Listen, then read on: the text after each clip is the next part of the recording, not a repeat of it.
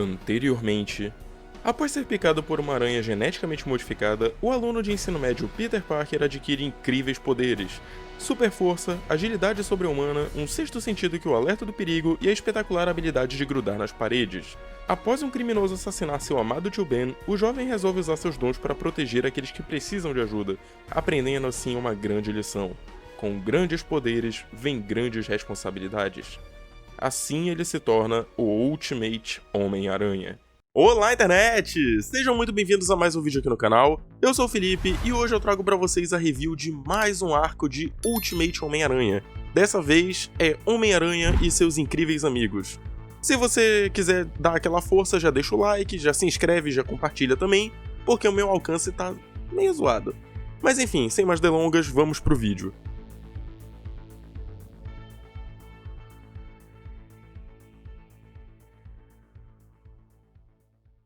Depois da saga do clone, a gente tá percebendo aqui, se você acompanha as reviews, você tá vendo que a qualidade dos arcos tá cada vez mais duvidosa.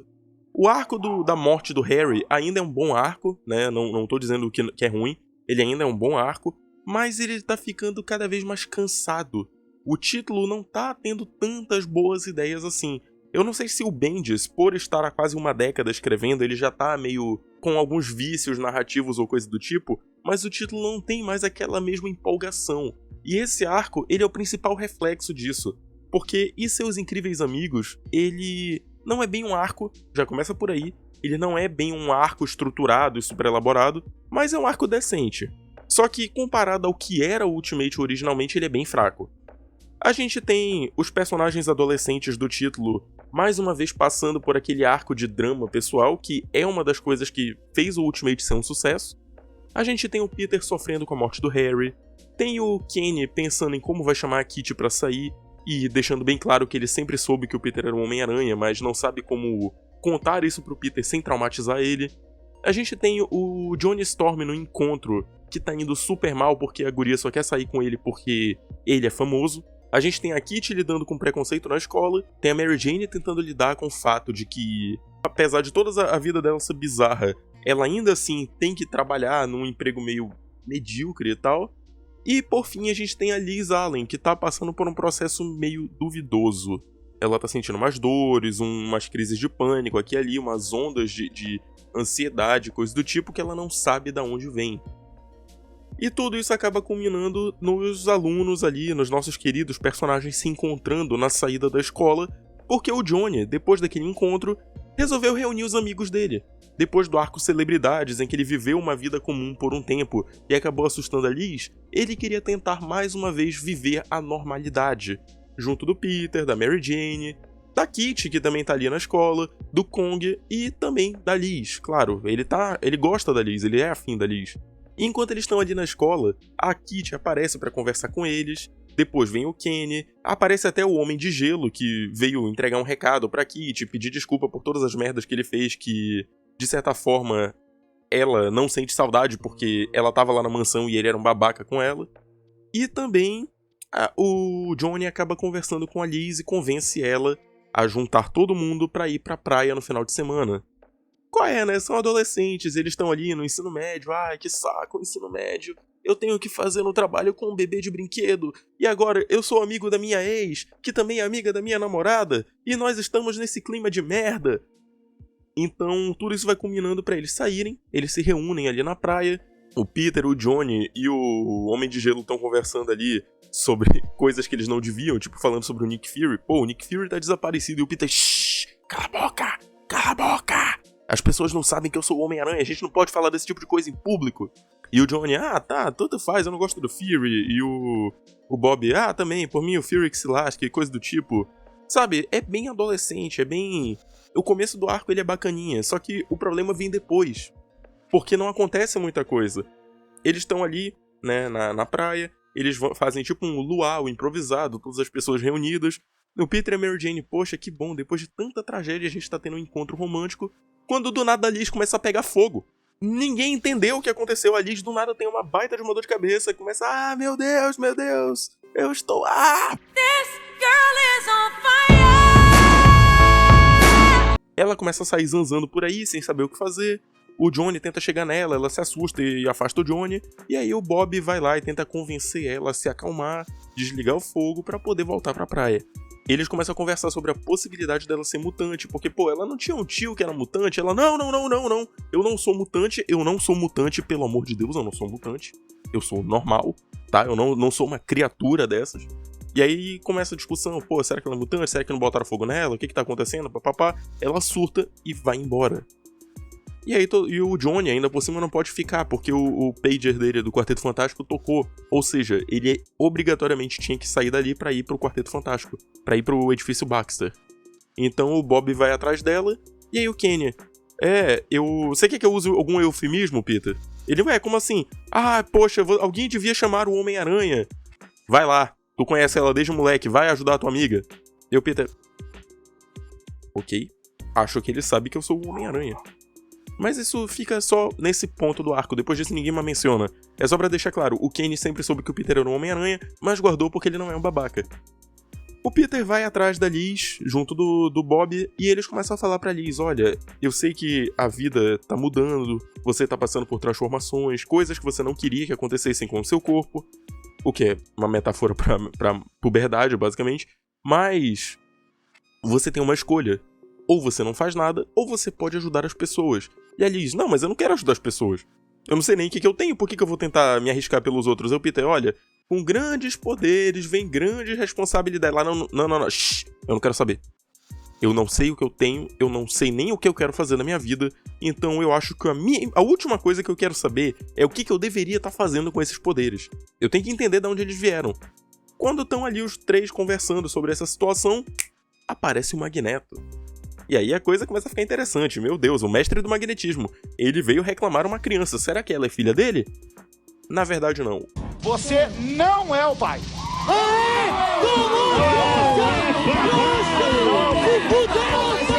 O Magneto veio conversar com eles, mais especificamente com a Liz, porque ele descobriu que ela era mutante e ela, particularmente, era filha de um grande amigo dele. Então, o dever dele naquele momento era levar ela até o seu pai. E aí o Bob e o Homem-Aranha ficam tipo, pelo amor de Deus, Liz, o cara é um terrorista, ele é maluco, não vai confiar no Magneto. E ele conversa, não, porque a mutação faz parte do seu gene, todo aquele papo super didático que o Xavier dá pros mutantes, só que em versão reduzida e versão coitadolândia. A Liz rejeita, a Liz... Cara, imagina, tenta se colocar no lugar da Liz por um minuto. Do nada, tu começa a pegar fogo, as pessoas ao seu redor falam, você tem que ser uma heroína, e do nada um puta de um terrorista chega na sua casa e fala, então, você na verdade é filha de um amigo meu, eu preciso que você venha comigo. Mano, eu também não saberia o que eu ia fazer. Eu também não faria a menor ideia do que eu vou fazer na minha vida depois disso. Então a Liz fica confusa, ela foge do Magneto, sai voando toda zoada, porque ela não sabe voar ainda, e ela acaba chegando em casa. E quando ela chega em casa e tal, ela, pô, mãe, pelo amor de Deus, não chega perto, eu posso botar fogo na casa. E aí, o Magneto chega lá, tipo, não, então, você precisa vir comigo, nós não temos muito tempo. E a mãe da Liz, não, você não pode levar a minha filha. Aí ela, peraí. Você sabia que eu era mutante? Você sabia que em algum momento da minha vida isso ia acontecer? Ela, não, porque veja bem, a mutação se apresenta de diversas formas. Você mentiu pra mim. Você não tinha o direito de mentir pra mim. Então quer dizer que o tio Frank que vinha aqui era meu pai? Mas isso não... Minha senhora, a senhora mentiu pra uma adolescente que pega fogo. Você cometeu um erro fatal. Você falhou com a sua filha. A Liz fica tão... de cabeça cheia, assim, fica tão puta, que ela pensa em tacar fogo em tudo, só que os X-Men acabou chegando. E aí o Peter fala, olha Liz, tu tem uma escolha, ou tu se junta com um terrorista maluco, ou tu se junta com os caras que realmente sabem como cuidar da tua situação. E aí, a Liz mais uma vez foge, só que dessa vez os X-Men falam com o Magneto, é o seguinte, tu deu uma escolha pra ela, ela não quis ir contigo nem com a gente, bora ficar na trégua? Beleza, Magneto aceita, vai embora, e os X-Men também se afastam, e o Peter, pra onde será que ela foi? Pra onde será que ela foi? Ele vai pra casa da Mary Jane. Ali estava no quintal da Mary Jane porque era a única amiga que ela tinha naquele momento. E então elas começam a falar sobre como a Liz está passando por transformações, dificuldades e tal. E não tem bem como saber o que a Liz está sentindo, sabe? Porra, ela acabou de passar por uma transformação absurda na vida dela. E é tudo na mesma noite. Na mesma noite ela pegou fogo pela primeira vez, ela descobriu que ela podia voar, que ela tinha superpoderes, que o pai dela é mutante, que o Magneto tá atrás dela, que os X-Men também estão, que o Homem-Aranha de alguma forma sabe onde ela tá o tempo todo. E aí ela fica, beleza, o que eu devia fazer? Em quem que eu devia confiar? Até que o Homem-Aranha chega e vira pra ela, olha, eu sei que tu precisa de um conselho sério, então eu vou mostrar pra ti quem eu sou, pra que dessa forma tu possa confiar melhor em mim e acreditar no que eu tô falando. E ele revela que ele era o Peter. E aí ela fica surpresa porque eles se conhecem desde o primário, sabe? As escolas americanas não tem tanto esse negócio de ficar trocando de escola, etc, etc. Então desde pequenos eles vão pra mesma escola. Por conta disso, todo mundo ali se conhece desde pequeno. E aí, por conta disso também, a Liz confia no que o Peter tá falando. Ele fala, olha, se tu tiver que escolher alguém, escolhe os X-Men. Eles estão acostumados a lidar com pessoas e suas particularidades, sabe? A sua mutação pode ser bem estudada e usada pro bem. Ou não também, você decide, mas pelo menos aceita eles te treinarem. E aí, ela aceita ir com os X-Men, encerrando o primeiro arco desse volume. Só que aí tem uma questão. No final, a gente descobre que o pai biológico da Liz, o tio Frank, né, no caso, era o Blob. O Blob, né, o moço canibal lá de Ultimatum, acontece que ele teve uma época, bem antes da Irmandade, ele participava de circos, ele era tratado como uma aberração. E uma dessas pessoas que gostavam da aberração era a mãe da Liz. Eles acabaram se engraçando, né? E aí, menino conhece menina, menino introduz fluidos corporais na menina, a menina embucha e aí sai uma criança. Que no caso é a Liz. E, tipo, isso é só pra finalizar o arco mostrando, olha, então, na verdade, o grande mistério de quem era o pai da Liz aqui era o Blob. E aí acaba o primeiro arco. E é só isso. O resto são histórias isoladas. A gente tem a história do Omega Red, que é uma história bem engraçada, mas ela não agrega em nada. Ela não agrega em nada, é uma história soltona, sabe? Ela não conecta com absolutamente nada. Lembra daquele arco, Morte de um Duende, onde todo mundo recebe um bebê de brinquedo pra cuidar? Então, nessa história do Omega Red, é o dia deles entregarem o projeto e falarem pra professora como é que foi a experiência e tal. Só que tem um porém. O bebê do Peter explodiu. E aí, por que o bebê do Peter explodiu? Lá vai ele contar que ele estava no seu dia trabalhando no Clarim Diário.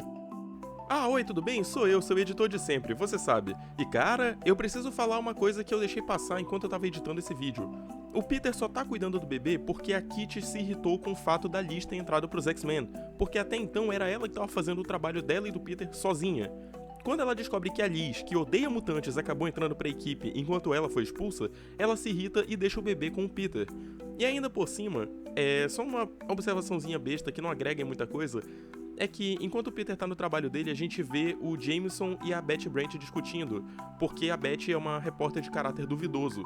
Isso não vai levar a muita coisa aqui no título do Peter em si, mas isso acaba desencadeando a morte da mãe do Miles, e vocês vão aprender mais se vocês se inscreverem no canal e continuarem assistindo os vídeos até lá.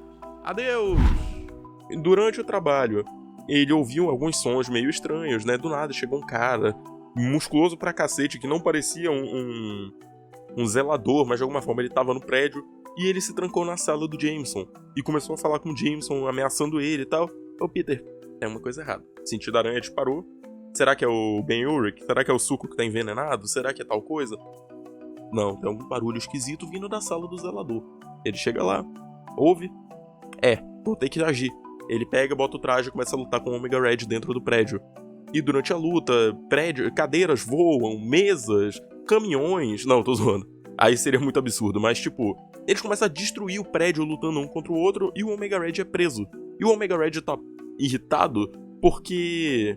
Ele tá lá, não é nem pelo Jameson. Ele tá ali porque ele é um assassino de aluguel, certo? Ele é pago para matar pessoas. E o que deixou ele irritado foi o fato de que o Jameson fez várias matérias falando mal dele por ter sido derrotado pelo Homem-Aranha e também falando mal sobre a Roxxon. E aí, qual foi o grande plano do Omega Red? Ninguém tá me contratando mais porque agora eu virei piada. Então, a única forma de eu conseguir um contrato novo seria se eu destruísse o prédio do Jameson por conta da Roxxon. Porque aí a Roxxon vai me contratar como segurança particular. O que ele não contava é que o Peter trabalha no prédio. Então os dois começam a sair no soco, ficam se batendo, quebram um monte de coisas, e ele é preso mais uma vez. Só que, no meio da quebraria, da porradaria, da violência, da agressividade, o bebê do Peter explodiu. E aí a professora fica olhando aquela história, tipo, cara, era só dizer que não fez. Era só dizer que não fez, sabe? O Peter ia pegar 0, só que aí como ele viu que a única forma de provar que ele tava falando a verdade era com fatos e dados, ele contou toda a historinha, ainda mostrou o crachá, a notícia, a foto ali que foi tirada. Não, tá aqui, ó, eu realmente tava lá, eu trabalho no Clarim, eu tava lá nesse dia. A professora olha... Eu vou te dar uma nota de piedade. Ela dá um B- pra ele. Que pra ele é tipo, é igual um chute no saco ou uma facada no pulmão, sabe? Mas, ok, a nota ele conseguiu. Eu disse que era fraco. Eu disse que era bem qualquer coisa. A próxima história é a história do Shocker. Depois de meses e meses sustentando o troféu vilão da semana, o Shocker finalmente se irritou e resolveu jogar fora o título dele, se tornando assim uma grande ameaça pro Homem-Aranha. Ele tá roubando o banco mais uma vez, e aí o Peter acaba chegando pra impedir ele. Só que dessa vez ele já tá tão frustrado, ele tá quase chorando de raiva, porque toda semana ele acaba sendo preso. Que ele simplesmente se irrita, ele ataca o Homem-Aranha diretamente. De alguma forma ele consegue acertar o Peter, porque o Peter subestima muito ele. E aí ele pega, leva o Peter como refém e desaparece. E ele passa a noite inteira desaparecido com o Peter. E a Mary Jane estava gravando pro jornal da escola uma matéria, junto com o Peter, ainda por cima, bem perto de onde o Shocker tá.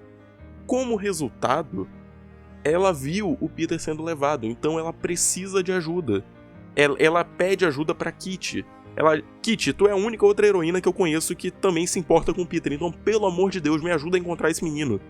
Ela vai até a polícia, ela procura pelo capitão Frank Quaid, que é da polícia, que é um dos únicos policiais que respeita mutantes, sabe, se importa com mutantes, e ela pede ajuda dele. Porque com a gravação da Mary Jane, eles conseguem ver qual é o furgão, qual é o lugar pra onde que ele foi e tal. E aí eles conseguem rastrear o Shocker. Enquanto isso, a gente tem o Peter ali todo amarrado, preso e apanhando pra caramba do Shocker. Porque o Shocker fala, porque você destruiu a minha vida. E a gente chega naquele momento onde o vilão, ele conta um plano megalomaníaco dele. Olha só, ele vai dizer... Você tem 24 horas. Você tem 24 horas. A real é que o Shocker é um fracassado. Ele é um gênio, ele é um engenheiro, igual eu. Não que eu vá virar o Shocker, porque eu estou deprimido com a vida. Mas ele cria projetos pra Roxxon. Ele criava projetos pra Roxxon, fazia grandes descobertas tecnológicas e etc. Só que a Roxxon nunca valorizou os projetos dele. Então ele ficou tão frustrado que ele acabou usando as invenções pra si mesmo. E aí ele acabou virando um ladrão e tal. Só que a questão é que, como é que ele vai provar pra Roxxon que ele valia a pena se toda semana ele é preso? Como é que ele vai ficar rico com as invenções dele se toda semana o Peter derrota ele e acaba levando a grana dele? Então ele fica extremamente frustrado e aí ele quer descontar toda a raiva dele no Peter. E ele fica batendo no Peter, usando as manoplas dele no Peter, etc, etc, até que o Peter acaba conseguindo se soltar e consegue revidar no Shocker. Só que quando ele tá prestes a enfiar a porrada no Shocker pra valer, a Kitty chega, junto da polícia, e o Homem-Aranha é levado com a identidade dele preservada. E aí acaba a história. Esse foi o arco. Como eu falei, ele é um arco bem quebrado, né? A gente tem 4 histórias separadas, 3 delas ocorrem em edições sequenciais, as outras são meio vagas, meio esparsas assim. Mas no geral, é ok, né? Não é ruim, ele é ok. Só que comparado com o que veio antes, ele fica muito abaixo. Inclusive é uma parada que eu falei lá no Desafiadores do Conhecido. Melhor, não fui eu que falei.